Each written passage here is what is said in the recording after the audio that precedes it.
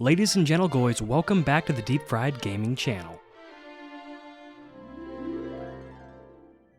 Listen, we gotta have a little chat today, okay? Are you a Goyslop gamer?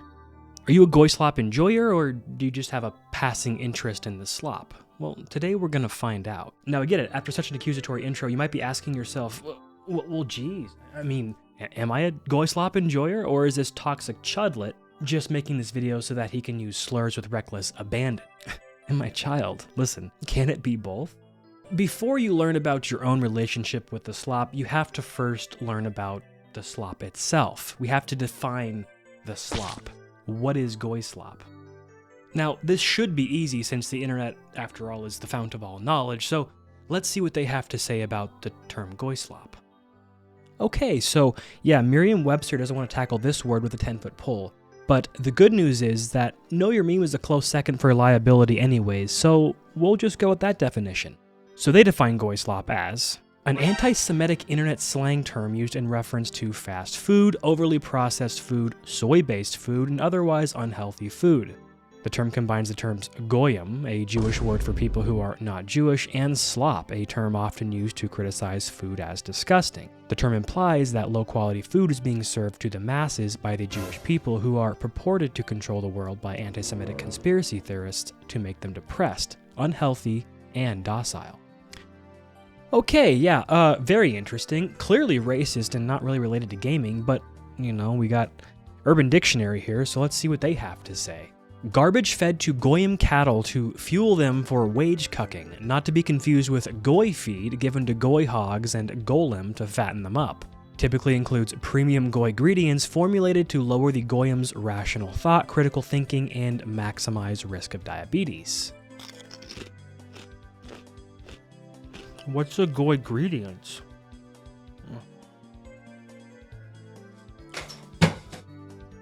Okay, Urban Dictionary and Know Your Meme are a bust, but we do have one more here from Wiktionary.com. What do they have to say? Low-quality, unhealthy food, seen in anti-Semitic circles as being promoted by Jews for mass consumption by Gentiles for malicious purposes. Dude, the anti-Semitism again, what are we doing? Yeah, this isn't helpful at all, just a bunch of racist a-holes. Oh, hold on. Here's one. Low-quality entertainment, seen as being promoted by Jews in a similar... Okay, now, again, the anti-Semitism aside, that's a little better. It's something we can at least work with, right? Let's go with that for right now. Yes, it is a little vague, but the good news is, because it's so vague, that means I can more or less just come up with whatever horse piss I want to as the definition for Goyslop Games, and really nobody can say anything about it. So firstly, let's go ahead and apply the principles. Translate the principles we've learned about Goyslop, like Hot Pockets, to video games. Goyslop games want you addicted, but these games don't want you addicted as a phase, like learning tech deck in middle school, or the song that you played on loop for 2 months when you broke up with your girlfriend in high school, or the biannual Minecraft phase you and the boys go through. No, they want you addicted for life. These games want you locked in, balls in a vice, knees heavy, palms spaghetti, mom's credit card swiping at the ready, locked in the cycle months to years, won't quit because you spent too damn much on cosmetic gear. As the wise old anti-Semitic proverb says, you can play Goyslop games and not be a Goyslop gamer, but a Goyslop gamer always plays Goyslop games. Now, as a starting point, the Goyslop game machine is a prism, okay? If you've ever seen the cover of Pink Floyd's Dark Side of the Moon, you'll kind of know what I'm talking about. Just like a goth BPD girl, prisms have many sides. Okay, so the basic premise here, the thought is that good ideas go into the prism and then awful, greedy, mindless tard slop comes out the other side. Looking back at this Pink Floyd thing, the rainbows just sort of indicate all the different variables, the different genres, the different features of Goyslop games, the different iterations, if you will.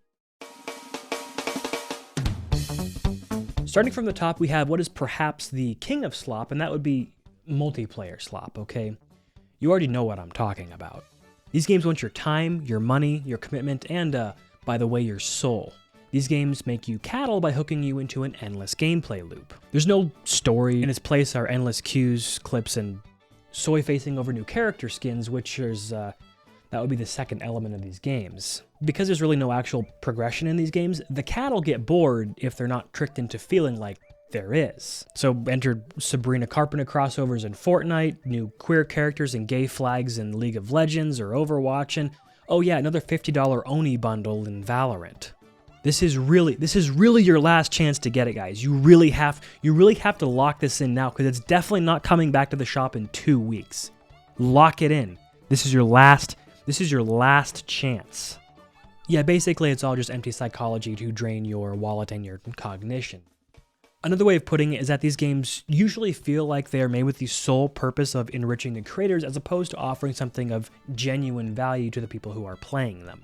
It's like the difference between those Nigerian street scammers spread all over Europe and the sweet little kid at the farmer's market trying to sell their knitted animals. The scammers come at you with a big smile and forces their products on you, telling you it's a gift and makes a great souvenir. Not only is what they are selling the cheapest, most mass-produced garbage in existence, but when you grab it, they demand money and threaten you. It was all about their pocketbook from the jump. You just happen to be the useful idiot they're trying to milk at this particular moment. The kid at the farmer's market, on the other hand, put their hard work into creating something they love and they hope others will also love. They definitely want to make money off their work, but they want that work and the finished product to be worth the money. Many indie game devs are effectively just the little kid at the farmer's market. Instead of trying to take your soul, they put their own heart and soul into a product, and then they push that product out in front of a massive audience known as the world, and they just hope beyond all prayer that somebody might actually like it, might actually buy it and support them and enjoy it. Now, the opposite is also true here. AAA devs and big conglomerates aren't optimizing fun, okay? They're optimizing addiction. The product isn't about proving themselves or offering something of value. It's about creating something that will trick you, the user, into believing it's worth your monetary investment so that you won't talk back and they can get away with your money. And you filthy goyim, you fall for it again and again and again and again. Yeah, now that I've rage baited everybody with extremely broad generalizations, let's go ahead and offer some of the required nuance. Shall we?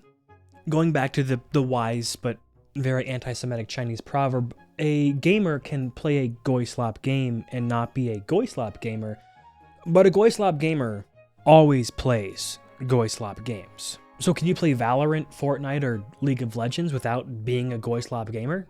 Well, yeah, to all of those obviously except League of Legends. League of Legends is pretty gay.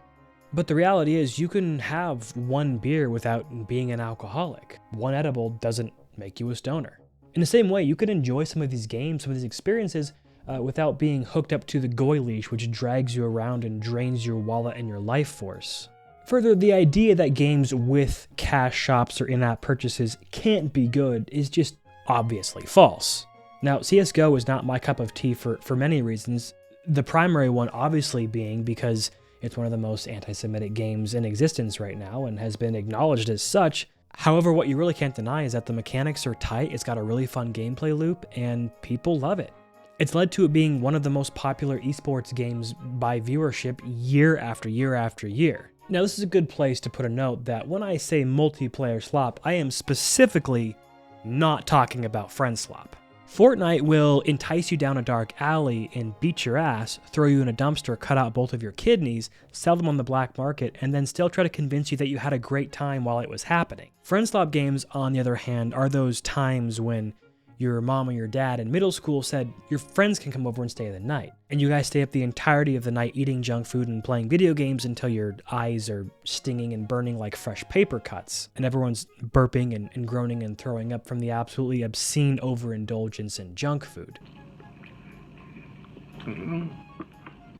That's friend slop, and I mean that in a good way. Aside from generally being cheap and not monetized in-game with cash shop crap, as well as being designed from the ground up to be as interesting and fun and unique as possible, they also all have an exit strategy in mind. That strategy is play until you're bored, 10 to 30 hours, and then drop the game. Leave it. You're done. Everyone moves on. The game isn't designed to be played indefinitely, and it doesn't try to trick the player into believing that it should be. The players leave with fun times, great highlight clips, amazing memories, both of their kidneys, by the way, and the developers leave with a shitload of money. So the final verdict on multiplayer Goyslop is, hey, look, enjoy it in moderation, keep your shekel satchel purse strings tight, And if your room starts looking like Boss Man Jack's, you might want to quit. I gotta get a door. Yeah, no, but I haven't had a door for a while. Don't let the night be over. Don't let the night be over. Don't let the night be over.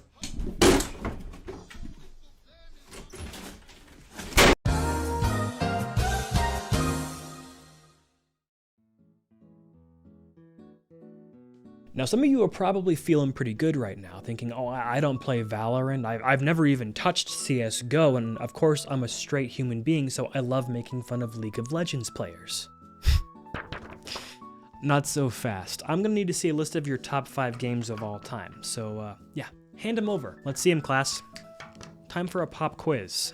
Alright, for our first submission we have Grand Theft Auto 5, Red Dead Redemption 2, The Witcher 3, Breath of the Wild, and BioShock. Yeah, I mean, it's a pretty classic list. You really can't argue with that one, but what about the next one? We have another viewer submission here.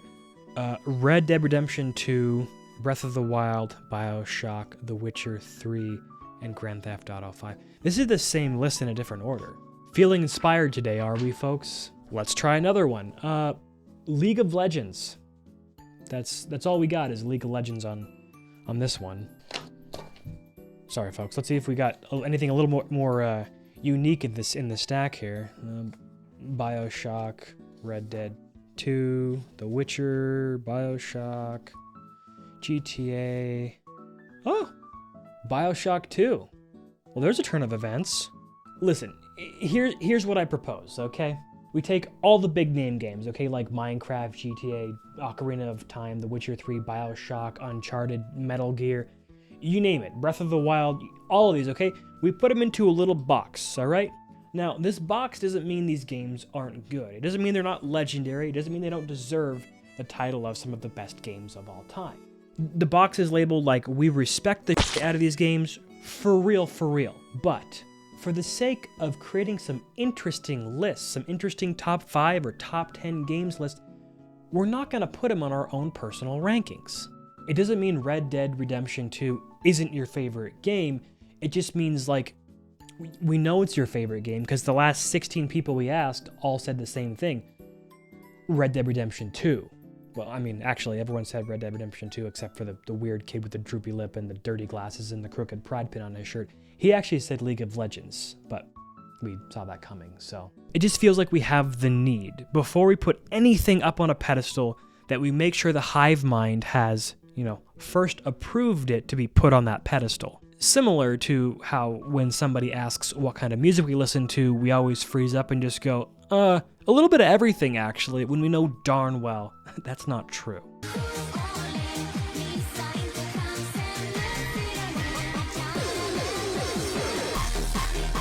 It's a herd mentality, ladies and gentlemen, and yeah, a herd mentality, that's goy cattle behavior. Imagine instead of seeing somebody's top games of all time list with The Witcher 3 and Red Dead Redemption and Breath of the blah blah blah blah blah blah blah. Instead, we saw a list that included Arcane's Prey from 2017 and Banjo-Kazooie and Subnautica and Splinter Cell Chaos Theory. Imagine how much there would be to talk about with someone who broke free of the herd mentality and didn't allow all the big names to suck all the oxygen out of the room. The facade would crumble, and hey, you know what? Maybe we'd be allowed to have opinions again. Speaking of which, let me know your top 5 games in the comments. Not picking the big names. Go wild. Think back on your years of gaming experiences and distill it down to the most prized and special moments. Make your picks based only upon how much you loved an experience as opposed to what the critics and masses have already decided are acceptable opinions. Screw the cattle mind, be your own person. Now that being said, if you've ever heard the phrase about there being 2 ditches, we just covered one of those ditches, but there is a second. And we do best to look out for, otherwise we might end up slipping in and scattering our smiles across the pavement on the way down. As a perfect example, check out this submission from XX SussyXD67XX. Not one of our viewers. Their top games are Assassin's Creed Valhalla, Final Fantasy VII Remake, Far Cry 6, Forspoken, and Sony's Spider-Man 2. Do you see a problem? Look, we get a few mulligans, okay, for the games that affected us at special points in our lives, in particular times, things that emotionally resonated with us in a way that they might not in the current day. We get a couple mulligans in that regard, alright? But if your entire list of your top games of all time is made up entirely of AAA Ubislop and C to B tier Sony exclusives, it's probably more indicative of a pattern and not an exception. A list like this, a list like XX Sussy XD67XX, is indicative of a person who is so vanilla, so boring that their idea of a crazy day is having to make a second pot of coffee for the office on a Monday morning. They are the type of people that Marvel continues to make movies for. The type of people to say, without a single hint of irony, dude, Captain America Brave New World was so peak. I've seen it twice in theaters already, and I'm taking the whole polycule to see it for a third time this weekend.